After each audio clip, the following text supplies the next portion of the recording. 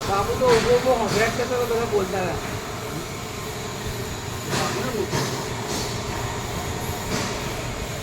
Office का सारा आदमी कोई responsibility लेने के लिए तैयार नहीं है।